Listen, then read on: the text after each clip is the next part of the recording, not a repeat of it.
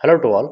आज के लेक्चर 4 के अंदर हम लोग फंजाई जो यूनिट डिस्कस कर रहे थे, इसमें की जो एक फंजाई है एल्ब्यूगो। ठीक है, तो एल्ब्यूगो सिस्टोपस के नाम से भी जाना जाता है इसको। ठीक है, तो एल्ब्यूगो के बारे में आज हम लोग चर्चा करेंगे। ठीक है, एल्ब्यूगो के यहाँ पर हम लोग क्लासिफिकेशन डिस्कस करेंगे कि या इसका सिस्टमेटिक पोजीशन क्या है, क्लासिफिकेशन क्या है, तो क्लासिफिकेशन डिस्कस करेंगे। और उसके बाद में हम लोग इसके हैबिट एंड हैबिटेट के बारे में चर्चा करेंगे और वेजिटेटिव स्ट्रक्चर के बारे में हम लोग चर्चा करेंगे। तो चलिए देख लेते हैं। एल्ब्यूगो जो कि एक फंगस है, जो कि एक ऑब्लिगेट पैरासाइट रहता है। ठीक है, एक फंजाई है जो कि इन्फेक्शन फैलाता है पर्टिकुलर कुछ प्लांट्स के अंदर। तो वही हम लोग यहाँ पर देखेंगे। ठीक, तो हैबिट एंड हैबिटेट देख लेते हैं और इसका वेजिटेटिव स्ट्रक्चर देख लेते हैं। तो उससे पहले हम लोग क्लासिफिकेशन को देख लेते हैं कि क्लासिफिकेशन क्या है इसका, किस तरीके की क्लासिफिकेशन किया गया है, सिस्टमेटिक पोजीशन क्या है इसकी। तो अगर हम सिस्टमेटिक पोजीशन की बात करें तो एल्ब्यूगो को जो है वो एक फंजाई है और इसको किंगडम माइसिटी या माइकोटा के अंदर इंक्लूड किया गया है, शामिल किया गया है। ठीक, क्लियर। उसके बाद में डिवीजन की बात करें तो इसे डिवीजन मेस्टिको माइकोटा के अंतर्गत रखा गया है इसको। ठीक है, और इसका जो सब डिवीजन है वो है यू माइकोटिना। ठीक, उसी के साथ साथ यहाँ पर हम क्लास देख लेते हैं। क्लास जो है इसका वो है oomaicites या फाइकोमाइसिटीज। देखिए कहीं कहीं पे बुक्स में oomaicites नहीं लिखा होता है, तो फाइकोमाइसिटीज लिखा होता है, इसलिए मैंने दोनों यहाँ पर नेम को इंक्लूड कर दिया है, oomaicites या फाइकोमाइसिटीज। ठीक है, और इसके ऑर्डर की बात करें तो ऑर्डर जो है इसका वो है पर्नोस्पोरेल्स। तो पर्नोस्पोरेल्स में इसको इंक्लूड किया गया है। उसी के साथ इसकी फैमिली को हम लोग अगर हम बात करें तो फैमिली एल्ब्यूजिनेसी फैमिली के अंदर इसको रखा गया है, जिसमें कि जितने भी पर्टिकुलर इसके प्लांट्स हैं वो ऑब्लिगेट पैरासाइट माने जाते हैं, जो कि पर्टिकुलर प्लांट्स के अंदर इन्फेक्शन कॉज करने का काम करते हैं, डिजीज कॉज करने का काम करते हैं।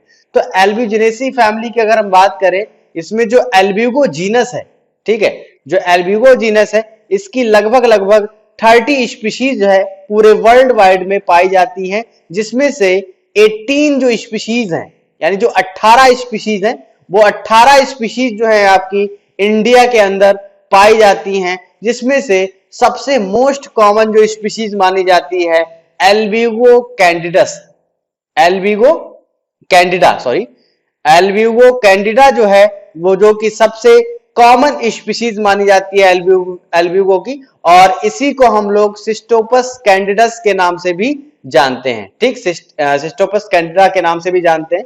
और इसकी लगभग कितनी स्पीशीज ज्ञात है पूरे वर्ल्ड वाइड में? 30 स्पीशीज ज्ञात है। ठीक, तो यहाँ पर जो जीनस हम लोग पर्टिकुलर देख रहे हैं वो है एल्ब्यूगो। और यहाँ पर ज्यादातर जितनी भी बुक्स आप लोग पढ़ते हैं, ठीक है, सिलेबस के अंदर, उसमें ज्यादातर जो डिस्क्रिप्शन जो होता है वो जो कि एल्ब्यूगो कैंडिडा का ही वहां पर डिस्क्रिप्शन दिया जाता है। ठीक, अब अगर बात करें तो एल्ब्यूगो कैंडिडा जो है इसको हम व्हाइट रस्ट क्रूसीफर्स के भी नाम से जानते हैं।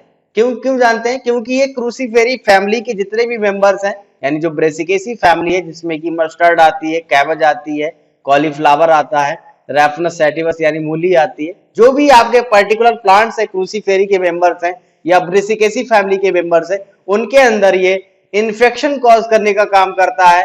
और इसमें जो स्पेशल कैरेक्टर रहता है, यानी जो सिम्टम्स जो रहते हैं वो जो कि लीव्स के ऊपर कुछ पस्ट्यूल्स व्हाइट कलर के पड़ जाते हैं, तो ये इसका स्पेशल सिम्टम माना जाता है, कह सकते हैं। तो एल्ब्यूगो के बारे में हम लोग यहाँ पर इसका हैबिट एंड हैबिटेट को डिस्कस कर लेते हैं कि इसका हैबिट कैसा है और हैबिटेट कैसा है, यानी कहां कहां पर ये पाया जाता है। तो अगर हम बेसिकली बात करें, इसमें पॉइंट को मैंने इंक्लूड कर रखा है। एल्ब्यूगो एक लैटिन भाषा से लिया गया वर्ड है जिसका मीन है व्हाइट। ठीक, जिसका मीन क्या है? व्हाइट, यानी ये व्हाइट कलर के पस्ट्यूल्स इससे बन जाते हैं। अगर हम लीफ के ऊपर अगर हम सिम्टम की बात करें तो सिम्टम के ऊपर व्हाइट कलर के ये सिम्टम्स आपको दिख रहे हैं, तो ये सिम्टम्स ही शो करते हैं कि हाँ ये एल्ब्यूगो का इन्फेक्शन है। ठीक, तो एल्ब्यूगो इज एक लैटिन वर्ड, ये लैटिन भाषा से लिया गया एक वर्ड है जिसका मीन क्या होता है? व्हाइट। ठीक है, और इससे जो इन्फेक्टेड जो प्लांट होते हैं या जो पर्टिकुलर एरिया होता है प्लांट्स का, उसमें व्हाइट कलर के पस्ट्यूल्स पड़ जाते हैं या व्हाइट कलर की रस्ट पड़ जाती है, तो इसको हम व्हाइट रस्ट के नाम से भी जानते हैं, ठीक है। इस डिजीज को हम व्हाइट रस्ट ऑफ क्रूसीफर्स के नाम से भी जानते हैं।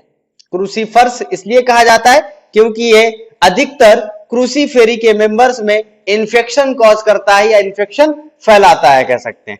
अगला पॉइंट क्या कह रहा है, कह रहा यह है फैमिली एल्ब्यूजिनेसी।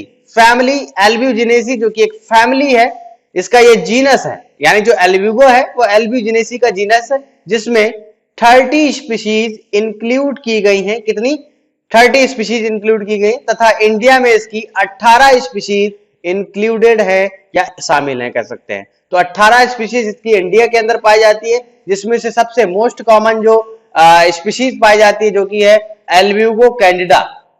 तो एल्ब्यूगो कैंडिडा का ही हम बेसिकली यहाँ पर पूरा डिस्क्रिप्शन वगैरह देखेंगे, और जो कि एक कॉमन इंडियन स्पीशीज मानी जाती है एल्ब्यूगो की,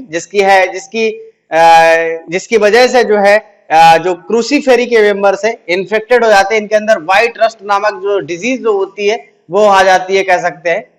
अगला पॉइंट क्या कह रहा है, उसी के साथ में आगे लिखा है ये ऑब्लिगेट पैरासाइट होता है। ऑब्लिगेट मीन ये होता है कि जब पर्टिकुलर जो प्लांट्स होते हैं इसके, यानी जो इन्फेक्शन जो रहता है वो कुछ पर्टिकुलर प्लांट्स के ऊपर या किसी पर्टिकुलर फैमिलीज के अंदर जो है ये इन्फेक्शन कॉज करती है, इन्फेक्शन फैलाने का काम करती है। जैसे कि ये ज्यादातर जो है क्रूसीफेरी के मेंबर्स में ही इन्फेक्शन फैलाने का काम करती है, अदरवाइज ये किसी भी फैमिली के अंदर इन्फेक्शन नहीं फैलाती है, ठीक।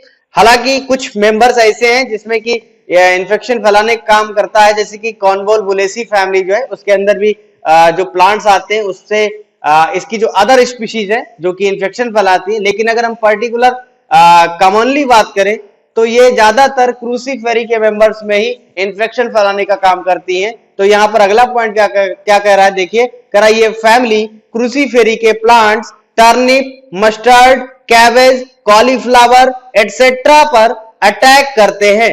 तो ये यानी जो क्रूसीफेरी के मेंबर्स हैं जिसमें कि टर्निप आता है, मस्टर्ड आता है, कैबेज आता है, कॉलीफ्लावर आता है, तो इसके अलावा जो भी अदर जो क्रूसीफेरी के मेंबर्स हैं इस या प्लांट्स हैं उनके ऊपर ये अटैक करने का काम करते हैं या इन्फेक्शन फैलाने का काम करते हैं। फिर लिखा हुआ है तथा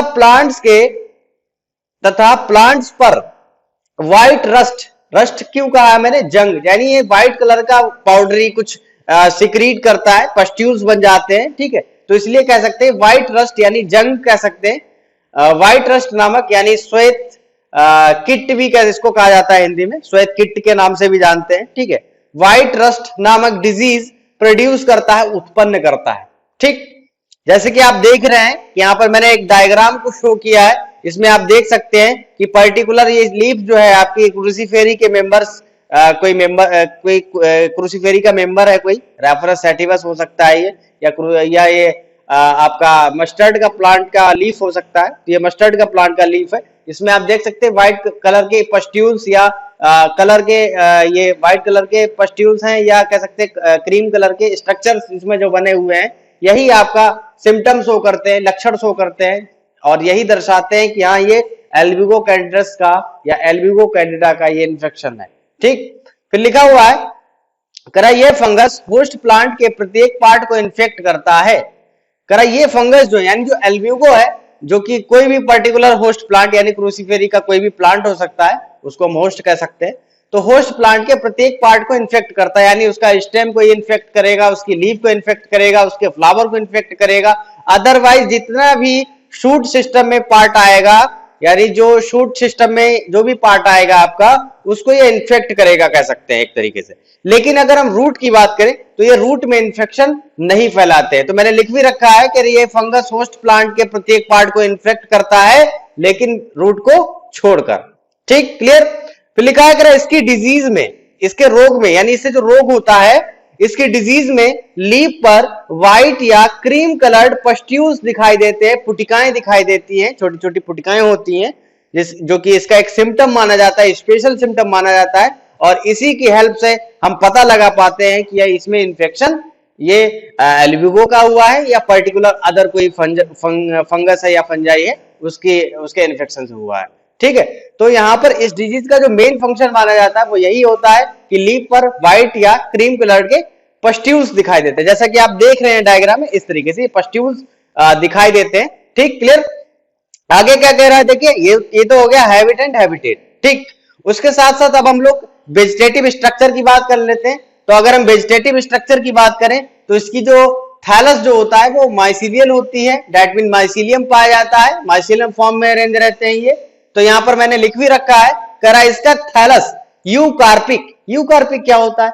यूकार्पिक का मीन होता है कि या तो इसमें स्पोरेंजियम प्रोड्यूस होगा थैलस से, ठीक है, या इसमें फ्रूटिंग बॉडी भी बनेगी, ठीक है। तो इसलिए मैंने लिख रखा है यूकार्पिक व माइसीलियम वाला होता है, तथा माइसीलियम एंडोफिटिक। एंडोफिटिक क्या होता है? एंडोफिटिक का मतलब होता है कि ये किसी पर्टिकुलर प्लांट सेल के अंदर जाकर इन्फेक्शन करते हैं और पर्टिकुलर प्लांट्स को जो जो चीजें सैप वगैरह होती है सेल्स के बीच में, ये जाकर अपने स्ट्रक्चर, ऑस्ट्रोडिया एक स्ट्रक्चर रहता है, तो उसी की हेल्प से ये किसी भी सेल के अंदर, होस्ट सेल के अंदर ये इंटर करते हैं, और इंटर करने के बाद में ये वहां से पर्टिकुलर जो भी इसको फूड मटेरियल चाहिए होता है उसको अब्सॉर्ब कर लेता है, कह सकते हैं।